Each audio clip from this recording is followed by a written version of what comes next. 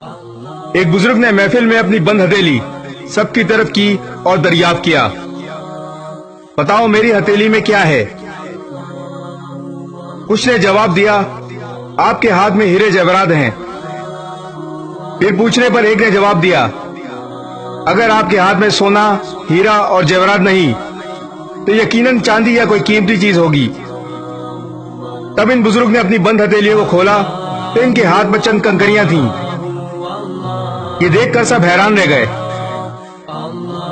بزرگ بولے، عورت کی مثال اس بند مٹھی کی طرح ہے، جب تک بند ہے یعنی با پردہ ہے تو ہیرا جواہرات اور سونا چاندی کی طرح قیمتی ہے، لیکن کھل جائے یعنی بے پردہ ہو جائے تو پتھر اور کنکریوں کی مانند ہے، جس کی کوئی عزت اور کوئی قیمت نہیں۔